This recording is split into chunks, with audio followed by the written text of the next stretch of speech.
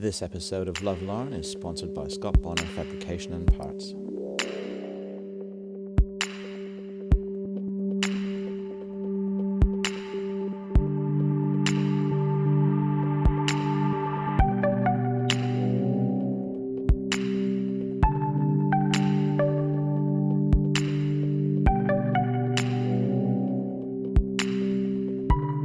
Alright, so we're back down here at this Sprocket again. It looks like this thing wants to come off of this shaft.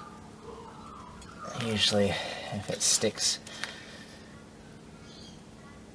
you'll need to use a gear puller on it or some other means to get it off. On the last machine, this one just slid off. The top one just slid off, and this one was stuck firmly, so it needed to be pulled.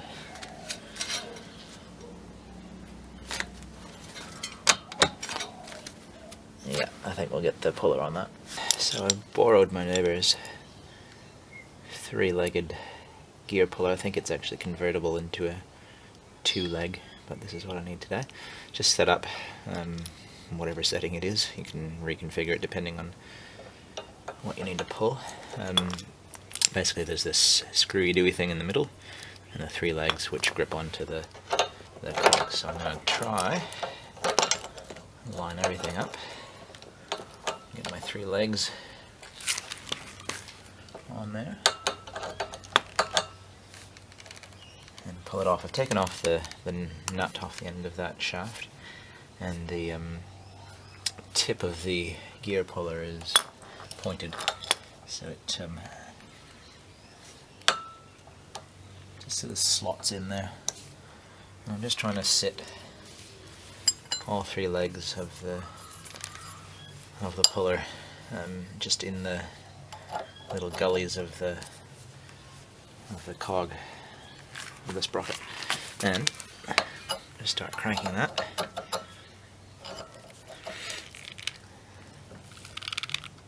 Just try and keep that still so you can see it. So basically what I'm doing is applying pressure right down the midline of that shaft with the center screw, and the legs of the puller are lifting that sprocket forwards. And there we go. Right, so we've got our double sprocket off there. Pop it aside. That's our very greasy woodruff key. I thought I might as well take the tops of these bearing housings off. There's two screws that hold them in place. Last time I did this, these are fairly loose, but the last time I did this, I found it helped to get rid of the height adjuster. Just so I could get my screwdriver square to the top of the bolt head.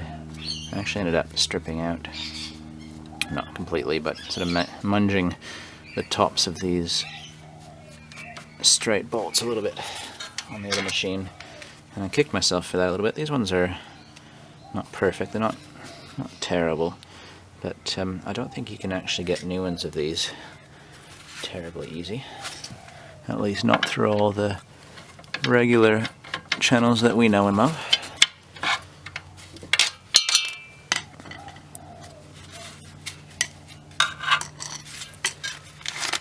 So it pays, if you want to reuse them, it pays to treat them with a bit of love, I guess. So that bearing housing, the top of that bearing housing just lifts out like that. So you can see, looking in here, we've got the bearing and the bearing shield sitting in the bottom half of the bearing housing on the shaft of the reel. This is the left side of the reel, just taking that housing cover off there as well. On these original machines, there would have been a little piece of foam sitting in there as well that you'd oil to keep these bearings oiled up, or at least this one. It looks like these are both sealed bearings. Can't really tell from here. So the foam's no longer necessary. Still need your shields though. They're little domed washers basically. If you do need to pull them off, be careful not to munge them up because they're not cheap. That said, you can knock them back into shape. Just wanted to show you these bearing housing covers that sit over top of the reel bearings and hold the reel in place. It's worth noting that even though they look fairly identical from the outside, if you flip them over, you should be able to see that they're actually a little bit different, and the lower halves correspond in the same way. So what I'm trying to say is, on your chain side, on the sprocket side, there's a little groove in this cover, and on the lower half as well, that keeps the bearing in place against that groove, I guess.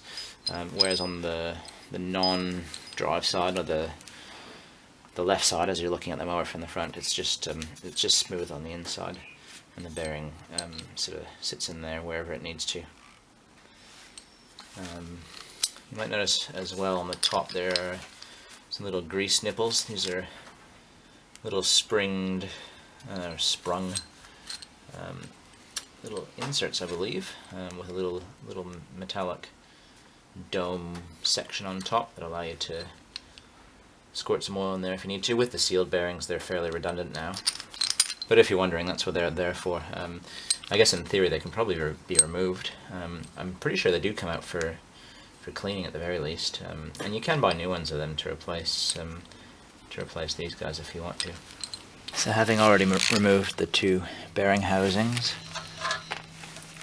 that hold this cutting reel in place, it should just lift out now. I'm going to pull it out from this end and then pull the shaft out from its little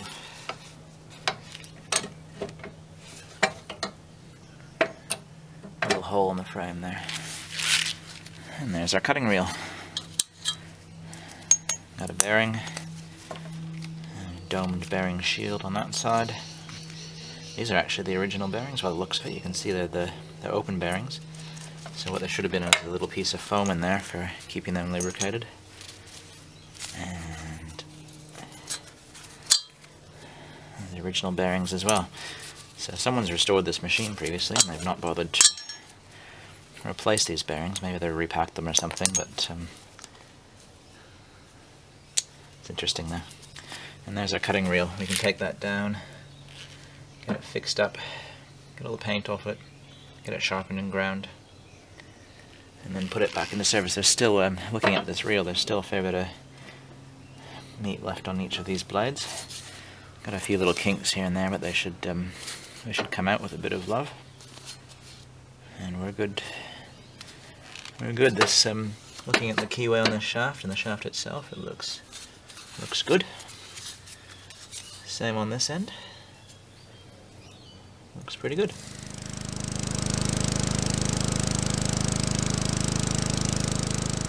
So these bearing housings are held in by a couple of nuts and bolts through the sides of the machine, and we'll also need to free up the adjuster screw on top. So I've got my 1/2 inch spanner for the nuts and bolts, and a flat driver for the adjuster.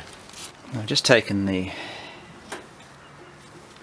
tension off the 2 bolts going through the frame, and I want to start loosening off this retainer nut down here that just holds your setting once you've got your height set. So let's see if that's gonna turn. It looks like everything's sort of turning together. So we'll get our screwdriver in there. Again, we don't want to munge these bolts up too much.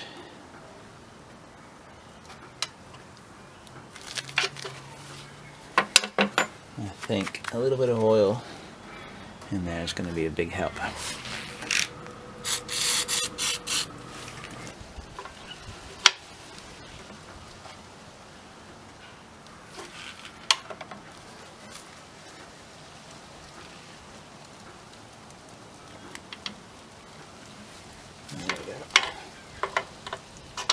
A little bit of WD-40's just helped to free that up. Enough to start spinning this down. We don't need to go far, just enough to slip that bolt through the slot in that stud that's on the side of the machine. So that'll probably do. I got this odd shaped little barrel connector on the back, and you can see how that's going to slip out of that crack on the stud there, that slot. So I'm just going to push those through. Probably could have dropped the, just raise the adjuster there a little bit, but there's plenty of room, I think.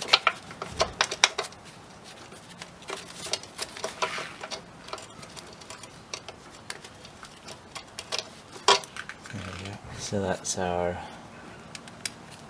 chain side clutch housing. You can see again there's the little rim in there for the bearing.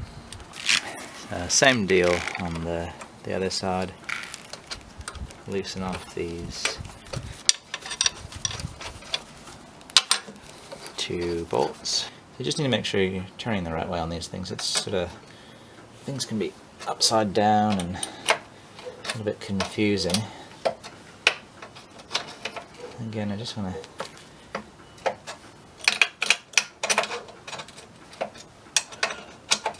take the worst of it off there. That nut back off the side, and a washer, and it just lifts out of there.